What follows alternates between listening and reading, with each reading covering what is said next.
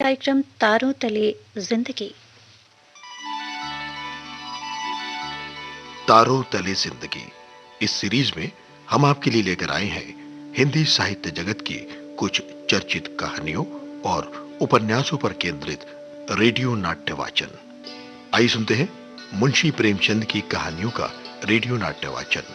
लीजिए सुनिए मुंशी प्रेमचंद की लिखी कहानी बड़े भाई साहब। वाचन स्वर और प्रस्तुति काजल सूरी की है। मेरे भाई साहब मुझसे 5 साल बड़े थे, लेकिन केवल 3 दर्जे आगे। उन्होंने भी उसी उम्र में पढ़ना शुरू किया था जब मैंने शुरू किया था, लेकिन तालीम जैसे मामले में वो जल्दबाजी से काम लेना पसंद ना करते थे। इस भावना की बुनियाद खूब मजबूत डालना चाहते थे जिस पर आलीशान महल बन सके। 1 साल का काम 2 साल में करते थे, कभी कभी 3 साल भी लग जाते थे। बुनियाद ही पुख्ता ना हो तो मकान कैसे पायदार बने। मैं छोटा था, वो बड़े थे। मेरी उम्र 9 साल की थी, वो 14 साल के थे। हरदम किताब खोले बैठे रहते थे और शायद दिमाग को आराम देने के लिए कभी कॉपी पर, कभी किताब के हाशियों पर चिड़ियों बिल्लियों की तस्वीरें बनाया करते थे। कभी कभी एक ही नाम के 10 वाक्य 20 बार लिख डालते। कभी ऐसी शब्द रचना करते जिसमें ना कोई अर्थ होता। मेरा जी पढ़ने में नहीं लगता था।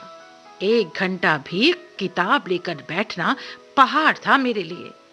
मौका पाते ही हॉस्टल से निकलकर मैदान में आ जाता।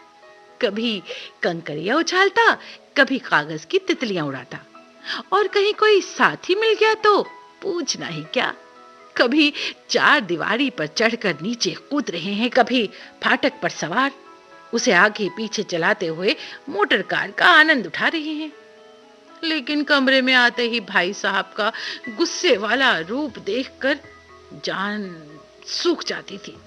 उनका पहला सवाल होता, कहाँ थे? हमेशा यही सवाल ऐसे में पूछा जाता था और उसका जवाब मेरे पास केवल मौन था। ना जाने मुंह से ये बात क्यों ना निकलती कि जरा बाहर खेल रहा था। मेरा मौन कह देता था कि मुझे अपना अपराध स्वीकार है और भाई साहब के लिए इसके सिवा और कोई इलाज ना था। भाई साहब उपदेश की कला में निपुण थे। ऐसी ऐसी लगती बातें कहते कि मेरे जिगर के टुकड़े टुकड़े हो जाते और हिम्मत छूट जाती। इस तरह जान तोड़कर मेहनत करने की शक्ति मैं अपने आप में ना पाता था और उस निराशा में जरा देर के लिए मैं सोचने लगता, जो काम मेरे बूते के बाहर है उसमें हाथ डालकर क्यों अपनी जिंदगी खराब करूं। मुझे अपना मूर्ख रहना मंजूर था।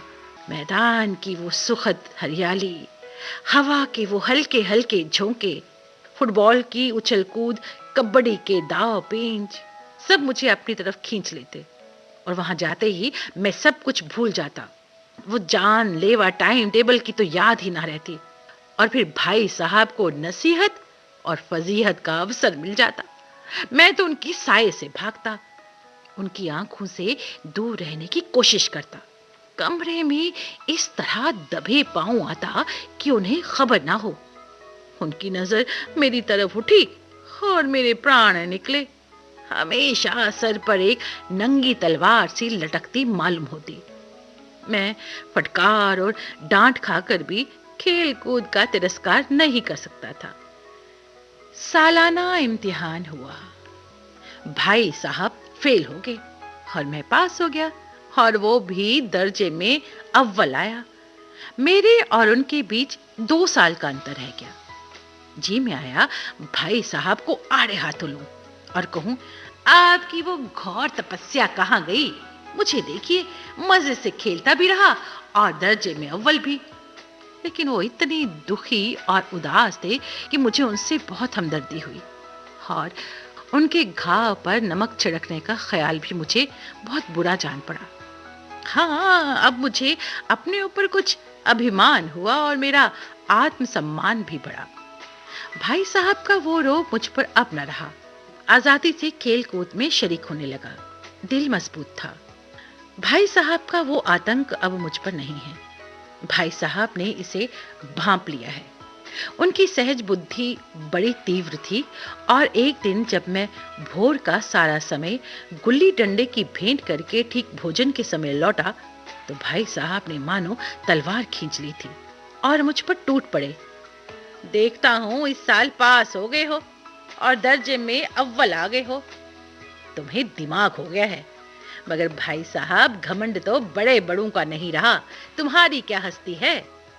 महज इम्तिहान पास कर लेना कोई चीज नहीं, असल चीज है बुद्धि का विकास। आदमी कुछ भी करे पर अभिमान ना करे, इतराए नहीं।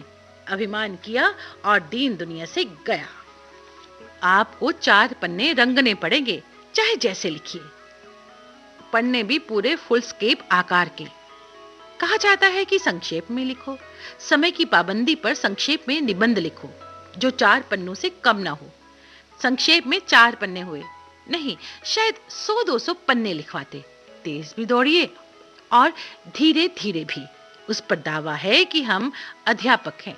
मेरे दर्जे में आओगे लाला तो ये सारे पापड़ बेलने पड़ेंगे और तब आटे दाल का भाव मालूम होगा। इस दर्जे में अव्वल आगे हो तो जमीन पर पांव नहीं रखते, इसीलिए मेरा कहना मानिए। लाख फेल हो गया हूं मैं, लेकिन तुमसे बड़ा हूं। संसार का मुझे तुमसे ज्यादा अनुभव है। जो कुछ कहता हूं उसे गिरहा बांध लो, नहीं तो पछताओगे। स्कूल का समय निकट था, नहीं तो ईश्वर जाने ये उपदेश माला कब खत्म होती। भोजन आज मुझे निस्वाद लग रहा था। जब पास होने पर यह तिरस्कार हो रहा है तो फेल हो जाने पर शायद प्राण ही ले लिए जाएंगे।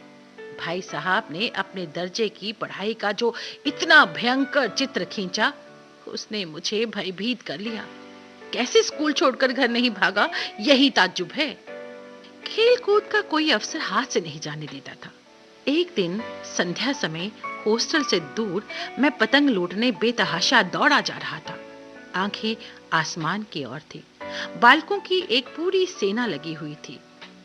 किसी को अपने आगे पीछे की खबर ना थी। सभी मानो उस पतंग के साथ ही आकाश में उड़ रहे थे। सहसा भाई साहब से मेरी मुठभेड़ हो गई, जो शायद बाजार से लौट रहे थे। उन्होंने वहीं मेरा हाथ पकड़ लिया और गुस्से से बोले, पतंग के लिए दौड़ते हुए तुम्हें शर्म नहीं आती? तुम्हें इसका भी कुछ लिहाज नहीं कि अब तुम छोटी जमात में नहीं हो बल्कि 8वीं जमात में आ गए हो। मुझसे केवल 1 दर्जा नीचे हो। आखिर आदमी को कुछ तो अपनी पोजीशन का ख्याल रखना चाहिए। एक जमाना था कि लोग 8वां दर्जा पास करके नायब तहसीलदार हो जाते थे।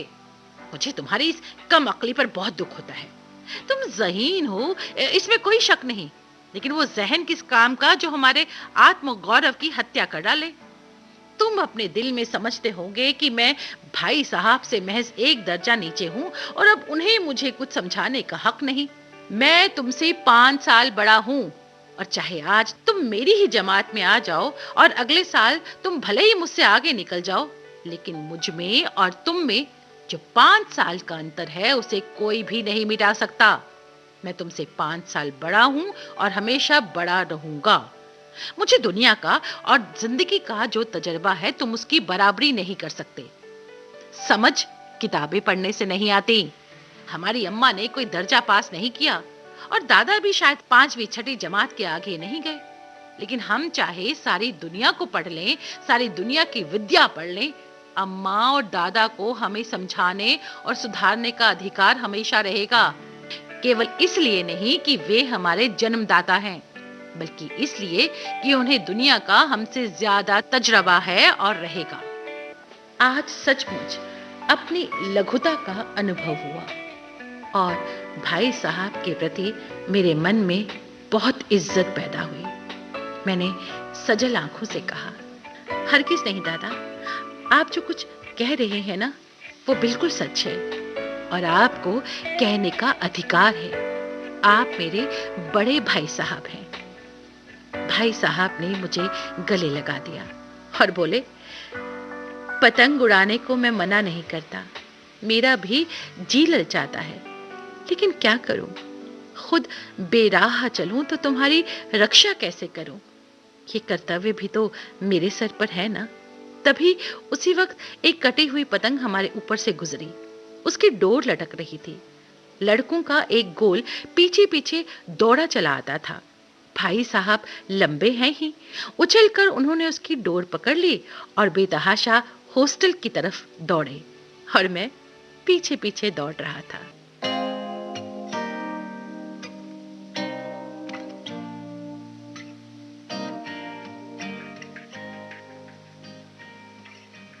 तारों तले जिंदगी इस सीरीज में अभी आप सुन रहे थे मुंशी प्रेमचंद की कहानियों पर आधारित रेडियो नाट्य वाचन।